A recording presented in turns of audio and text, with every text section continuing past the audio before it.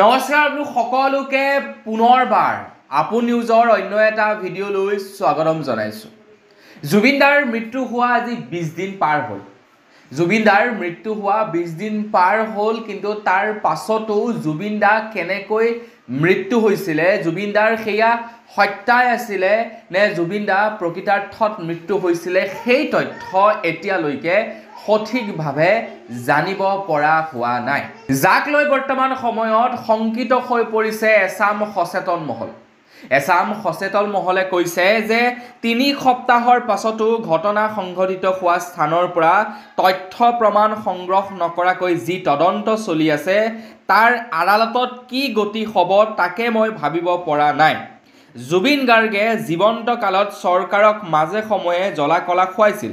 এতিয়া মৃত হৈ বিহু দেখুৱাব যেন অনুভৱ হৈছে। এই ভাষ্য বিবিচিৰ সাংবাদিক শচীন গগৈৰ। জুবিন দাৰ যি স্থানত সেই ঘটনাটো হৈছিলে, জুবিন দাৰ যি স্থানত মৃত্যু হৈছিলে, সেই স্থানৰ পৰা এতিয়ালৈকে তথ্য প্ৰমাণ সংগ্ৰহ কৰিবৰ কাৰণে সক্ষম হোৱা নাই অসম চৰকাৰ। গতিকে তেনে অৱস্থাত কি প্ৰক্ৰিয়াৰ দ্বাৰা তদন্ত চলি আছে, ইয়াক লৈ এতিয়া একাংশ সচেতন মহল শংকিত হৈ পৰিছে। জুবিন দাৰ অনুৰাগীসকলে জুবিন দাৰ লগত যিমান পাৰে সিমান বেইমানি কৰিলে। কি সিদ্ধাৰ্থৰ কথা ক'ব, কি চামকানু মহন্তৰ কথা ক'ব, কি আপোনালোকে শেখৰজ্যোতি গোস্বামীৰ কথা ক'ব। জুবিন দাই ৰিচেণ্টলি নতুনকৈ এটা ষ্টুডিঅ' নিৰ্মাণ কৰিছিলে। এই ষ্টুডিঅ'ত প্ৰায় 16 লাখ টকাৰ এটা মাইক্ৰফোন ক্ৰয় কৰি আনিছিলে, যিটো মাইক্ৰফোন সোণেৰে নিৰ্মিত আছিল, যিটো মাইক্ৰফোন ৱৰ্ল্ডৰ বেষ্ট কোৱালিটিৰ মাইক্ৰফোন আছিলে। অসমত কাৰোৰে ওচৰতেই নাছিলে সেই মাইক্ৰফোনটো, আৰু ভাৰতবৰ্ষতো 2-এজন লোকৰ ওচৰতহে আছিলে সেই মাইক্ৰফোনটো, যিটো মাইক্ৰফোনৰ দাম আছিলে 16 লাখ টকা। কিন্তু আপোনালোকে শুনিলে আচৰিত হ'ব, সেই মাইক্ৰফোনটোৰ প্ৰকৃত দাম আছিলে মাত্ৰ 5 লাখ টকা। 5 লাখ টকাত সেই মাইক্ৰফোনটো আনি শেখৰে সেই মাইক্ৰফোনটো 16 লাখ টকা বুলি উল্লেখ কৰিছিলে জুবিন দাৰ ওচৰত। কেনেকৈ ইমানখিনি টকা মাৰি দিলে আপোনালোকে এবাৰ নিজেই ভাবক। এতিয়া সেই বস্তুবিলাকতো এটা এটা পোহৰলৈ আহি আছে। এটা এটা পোহৰলৈ অহাৰ পাছত সকলোবিলাক এতিয়া আমি গম পাই আছোঁ।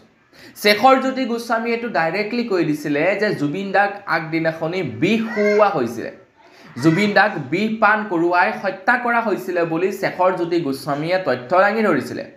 অসমৰ মুখ্যমন্ত্ৰী ডক্টৰ হিমন্ত বিশ্ব শৰ্মাদেৱে কৈছে যে তেখেত এজন অভিযুক্ত, গতিকে এজন অভিযুক্তৰ কথা তেনেকৈয়ে বিশ্বাস কৰিব নোৱাৰি, কাৰণ তেখেতে নিজে বাচিবৰ কাৰণে তেনেকুৱা ধৰণৰ মন্তব্য কৰিব পাৰে বুলি অসমৰ মুখ্যমন্ত্ৰী ডক্টৰ হিমন্ত বিশ্ব শৰ্মাদেৱে জনাইছিলে। মোৰ কথাটো হৈ গ'ল, আই উইটনেছ পাইছে যিহেতু কুইকলি তেওঁলোকৰ ওপৰত একশ্যন ল'ব লাগিছিলে।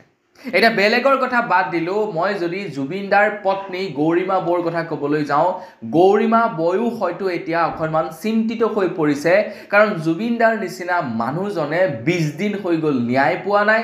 জুবিন দাৰ নিচিনা মানুহজনৰ ন্যায়ৰ বাবে লাগি ফুৰিব লগা হৈছে। তো জুবিন দাৰ ন্যায় ইমান যে দিলে হৈছে তাক লৈ এতিয়া চিন্তিত হৈ পৰিছে গৌৰিমা বৌ।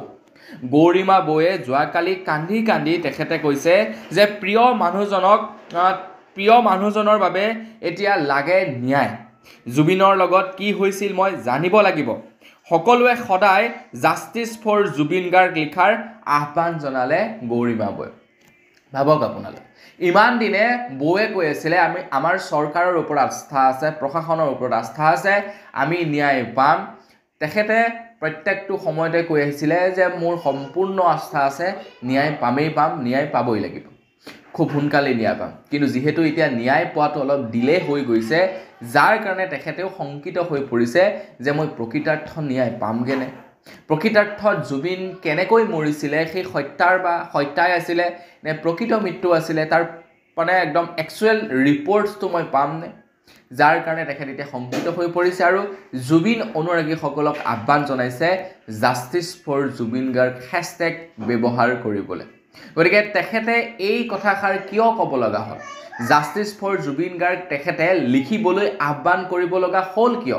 কাৰণ তেখেতে গম পাইছে যে ন্যায় পোৱাত অকণমান দেৰি হৈছে। ন্যায় পাবলৈ হ'লে বহুদিন ৱেইট কৰিব লাগিব।